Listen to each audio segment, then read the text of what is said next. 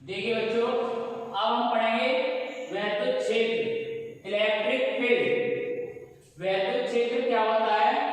तो देखिए कि जब दो आवेश होते हैं तो उन दोनों आवेशों के बीच में वैद्युत बल लगता है। क्या लगता है? वैद्युत बल लगता है। जब दो आवेश हैं, एक आवेश है, दूसरा आवेश है, अब इन आवेशों को ऐसे करके पास लाया जाए तो संपर्क में आने से पहले ये आकर्षित और प्रतिकर्षित होते हैं। ऐसे यहाँ पर इतनी दूरी पर आ गए, इतनी दूरी पर आकर के यहाँ पे आकर्षित और अपने आप आकर्षित होते हैं और प्रतिकर्षित होते हैं। समान आवेश होंगे तो प्रतिकर्षित होंगे, विपरीत आवेश होंगे तो आकर्षित होंगे। तो उनके बीच में बल लगता है, उस बल के बारे में हमने पढ़ लिया है। तो वैद्युत क्षेत्र क्या होता है कि जब इनके बीच में वैद्युत बल लगता है, संपर्क में आने से पहले ही लगता है, तो इनके बीच में ऐसा क्या कारक है जिसके कारण वह वैद्युत बल लगा है? तो वही कारण है वैद्युत क्षेत्र, और उसी को बोलते हैं वैद्युत क्षेत्र कहते हैं। देखिए ये इसकी मैंने डेफिनेशन लिखी है, किसी वैद्युत आवेश के चारों ओर का वह क्षेत्र अथवा स्थान जिसमें कोई अन्य आवेश आकर्षण अथवा प्रतिकर्षण के बल का अनुभव करता है, उसको हम क्या बोलते हैं? वैद्युत क्षेत्र कहते हैं। वैद्युत क्षेत्र कहलाता है। अब देखिए जैसे हमारे पास ये आवेश है, माने तो हमारे पास ये आवेश है प्लस क्यू और ये आवेश है माइनस क्यू। ये दोनों आकर्षित करेंगे, तो आकर्षित करेंगे इतनी दूरी पर ही, जो दूरी दे रखी है पर्याप्त दूरी। अब जब आकर्षित करेंगे तो बल लगेगा। तो ऐसा इनके बीच में क्या कारक है कि बल लगता है? तो वही कारक क्या कहलाता है? वैद्युत क्षेत्र कहलाता है। ठीक है। अब उसके बाद में वैद्युत बल रेखाएं। वैद्युत बल रेखाएं क्या होती हैं? वैद्युत बल रेखा, जहां तक वैद्युत बल रेखाएं फैली होती हैं वहीं तक वैद्युत क्षेत्र होता है। जहां तक ये बल रेखाएं फैली होंगी वहीं तक वैद्युत क्षेत्र होगा। तो अब इसकी परिभाषा है, वैद्युत बल रेखाएं वैद्युत क्षेत्र में खींची गई वे निष्कोण वक्र रेखाएं हैं जिन पर वैद्युत क्षेत्र में स्थित स्वतंत्र व पृथक धन परीक्षण आवेश गति करता है। अब देखिए कि वैद्युत रेखाएं जो होती हैं वो काल्पनिक रेखाएं होती हैं। कैसी रेखा होती है? काल्पनिक रेखाएं होती हैं। और वैद्युत बल रेखाएं जहां तक फैली होंगी वहीं तक उसका वैद्युत क्षेत्र का आवेश का, जैसे ये आवेश है Q और इसके चारों तरफ काल्पनिक रेखाएं होती हैं, हमें दिखाई नहीं देती।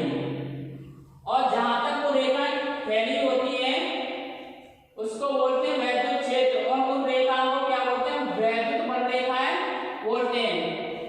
अब कोई दूसरा आवेश है तो वो बल का अनुभव करता है, तो बल की दिशा बदल रही है, तो वैद्युत क्षेत्र की रेखाओं की दिशाएं वो भी बदल जाए, निष्कोण हो जाएगी। कैसे हो जाएगी? निष्कोण वक्र रेखाएं होंगी वो।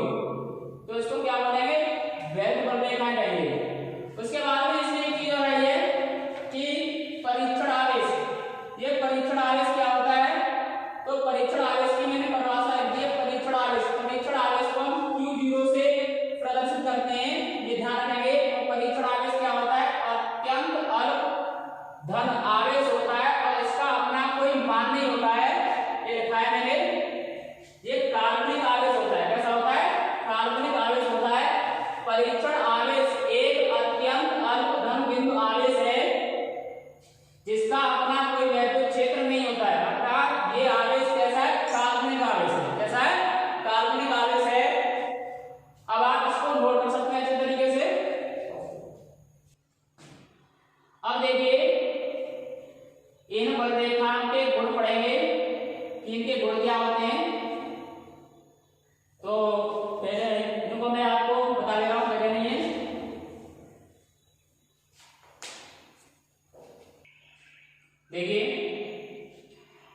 अब पढ़ेंगे वैद्युत बल रेखाओं के गुण।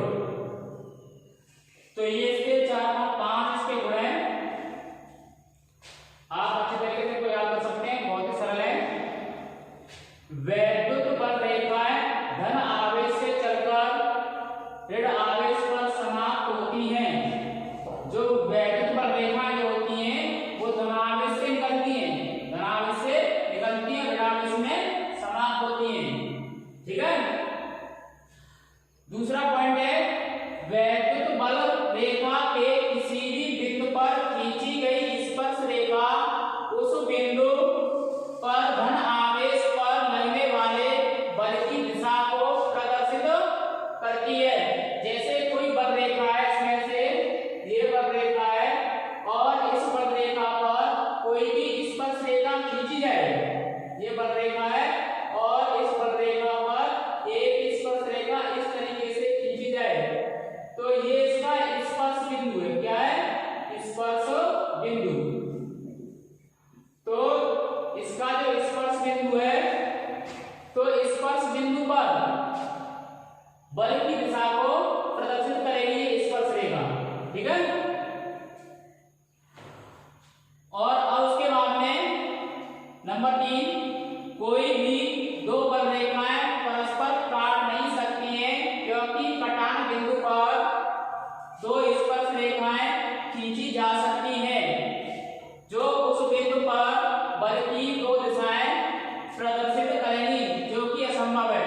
देख कैसे, ये बल रेखाएं एक दूसरे को कभी काटती नहीं है। एक बल रेखा ऐसे है, दूसरी बल रेखा ऐसे है, इस तरीके से इसे काट नहीं सकती है। क्यों नहीं काट सकती?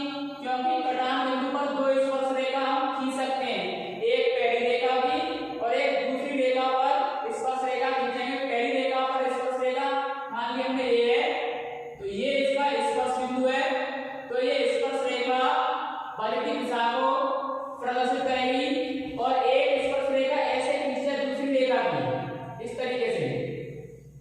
अब देखिए दो स्पर्श रेखा हमें एक ही बिंदु पर दो स्पर्श रेखा हमें, अब एक स्पर्श रेखा एक बल की दिशा को बताएगी, दूसरी स्पर्श रेखा दूसरे बल की दिशा को बताएगी। अब एक ही बिंदु पर बल की दो दिशाएं प्रदर्शित कर रही है, तो ऐसा असंभव है कि एक बिंदु पर बल की दो दिशाएं हो जाए। तो इससे निष्कर्ष निकलता है कि दो बल रेखा एक दूसरे को कभी काट नहीं सकती हैं, ये आपको ध्यान रखना है। ठीक है। उसके बाद में अगला पॉइंट है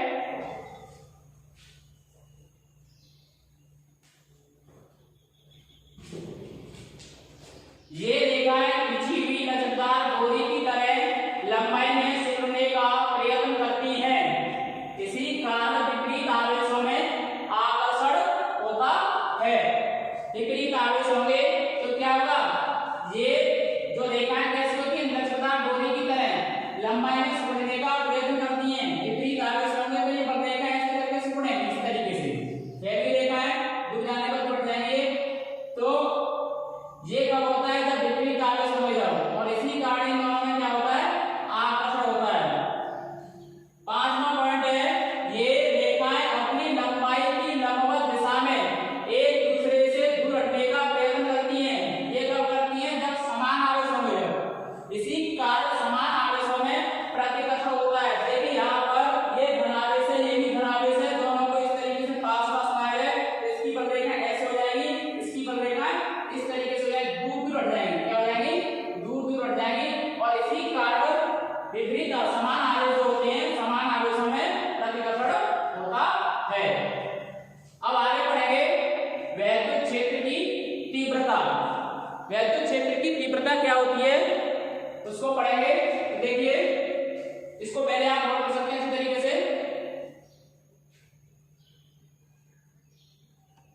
अब देखिए किस प्रकार वैद्युत क्षेत्र की तीव्रता का परिवर्तन करेंगे। देखिए वैद्युत क्षेत्र की तीव्रता, अब पढ़ेंगे हम वैद्युत क्षेत्र की तीव्रता। तो वैद्युत क्षेत्र की तीव्रता किसे कहते हैं? तो देखिए जब दो आवेश होते हैं तो उनके बीच में एक बल कार्य करता है जिसको हम वैद्युत बल कहते हैं। जैसे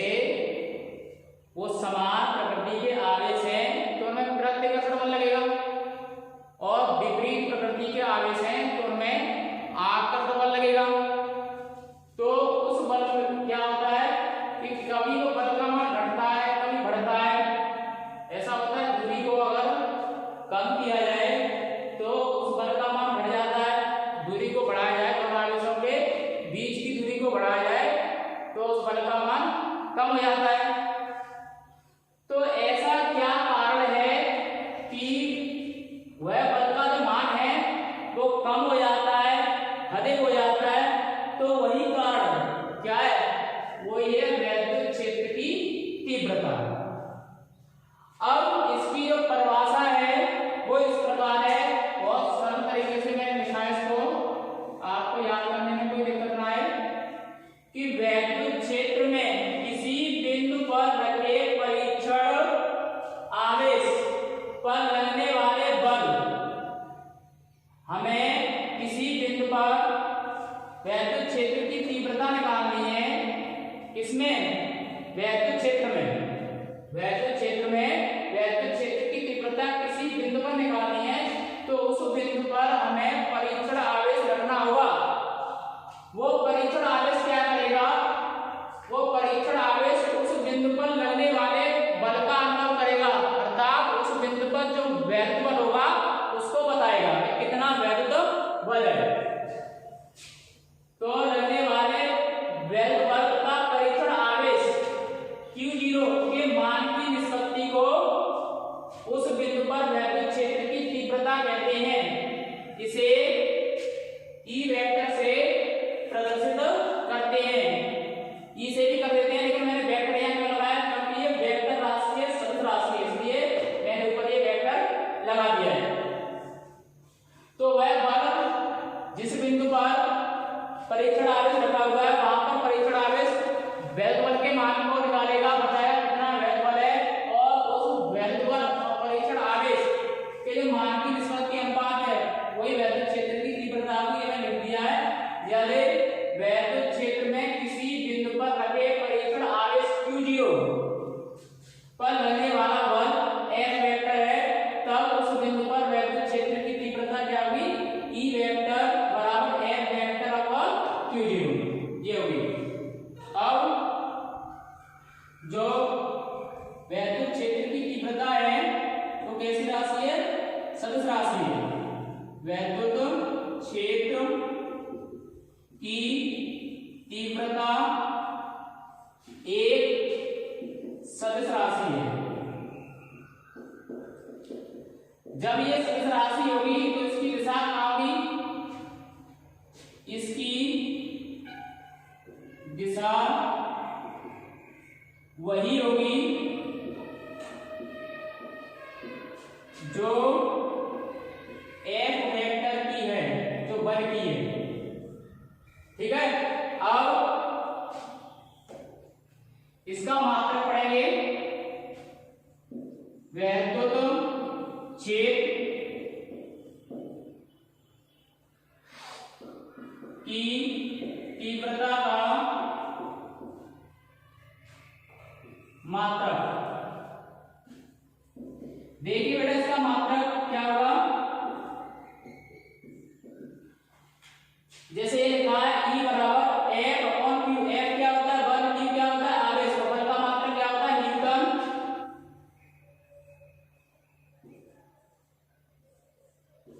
प्रति मीटर कूलम। ये इसका मात्रक हो जाएगा। और इसका विमीय सूत्र क्या होगा? बहुत इंपॉर्टेंट है, पूछा जाता है तो वैद्युत क्षेत्र की तीव्रता का विमीय सूत्र बताइए। तो इसका विमीय सूत्र होगा न्यूटन। किसका मात्रक है? बल का। बल का विमीय सूत्र क्या होता है? N T-2। नीचे कूलम आवेश का मात्रक है, और आवेश का विमीय सूत्र क्या होता है? AT। तो बेटा वैद्युत क्षेत्र की जो तीव्रता है उसका विमीय सूत्र क्या हो जाएगा? ये ऊपर जाएगा, ये हो जाएगा N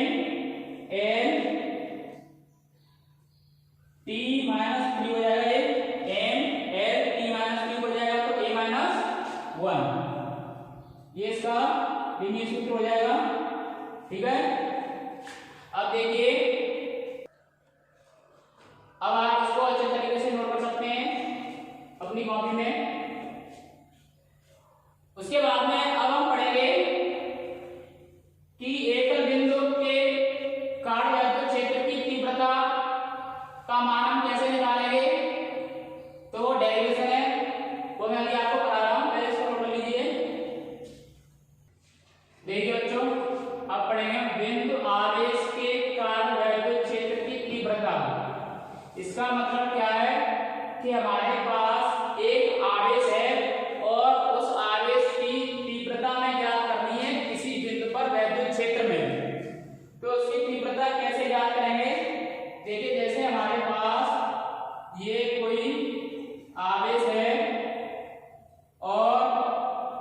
ये आवेश बिंदु ए पर रखा हुआ है, ये आवेश Q है और इसके चारों तरफ क्या है, वैद्युत क्षेत्र है इसका।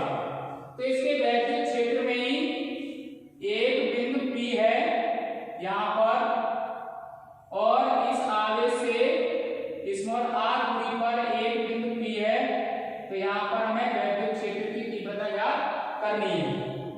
अब जो आवेश Q है एक ऐसे माध्यम में रखा हुआ है जिसका परावैद्युतांक K है, क्या है, K। अब यहाँ इस Q के कारण आवेश Q से स्मॉल r दूरी पर एक बिंदु P है और यहाँ पर हमें वैद्युत क्षेत्र की तीव्रता का मान ज्ञात करना है। तो मैंने आपको बताया था अभी कि जब हम वैद्युत क्षेत्र की तीव्रता किसी बिंदु पर ज्ञात करते हैं तो उस बिंदु पर एक परीक्षण आवेश Q रखते हैं। वो क्या करता है, उस बिंदु पर लगने वाले बल का आकलन करता है, F वेक्टर इसका। अब देखिए इसी बात को मिलने में माना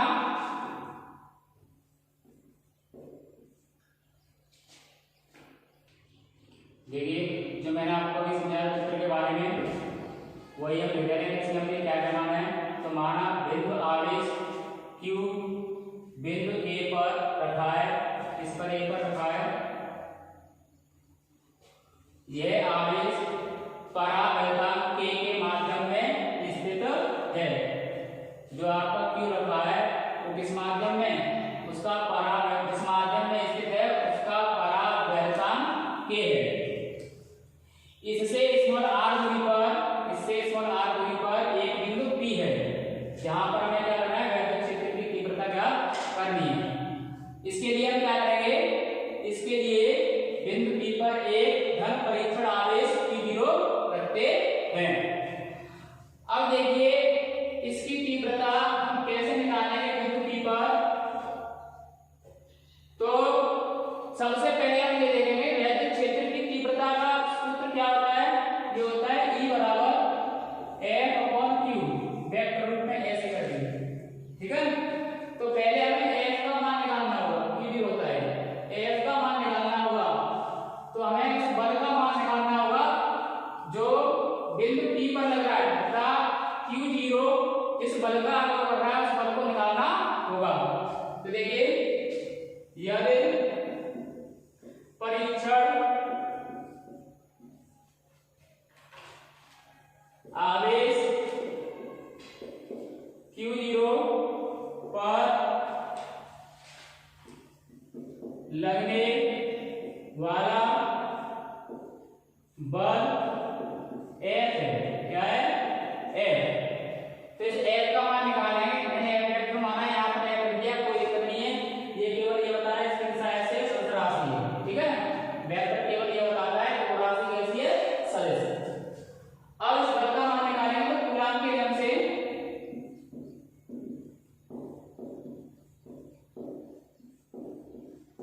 इन दोनों आवेशों के बीच में कूलाम का नियम लगा देंगे। दूरी दे रखी है, एक आवेश A दूसरा आवेश A Q1, ये Q2 मान लेंगे।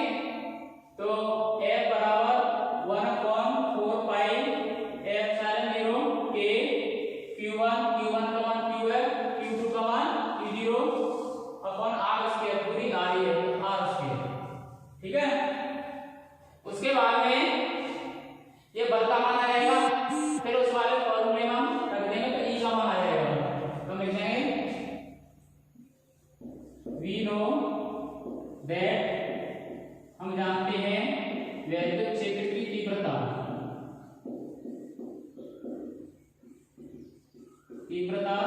का सूत्र होता है E बराबर F/Q0, ठीक है। E बराबर F का मान है 1/4 पाई F0 K Q0 upon R square, और नीचे Q0 लिखा हुआ है, Q0 क्या लिखेंगे, Q0 से Q0 कट जाएगा तो E बराबर कितना हो जाएगा, 1/4 पाई F0 K Q upon R square. ये आपकी वैद्युत क्षेत्र की तीव्रता करके आ गई। अब एक चीज, ये आवेश वायु पर निर्वात में, तो K का मान 1 हो जाएगा। वायु अथवा निर्वात के लिए K बराबर 1 इसी में लिख देंगे। तो आपका E बराबर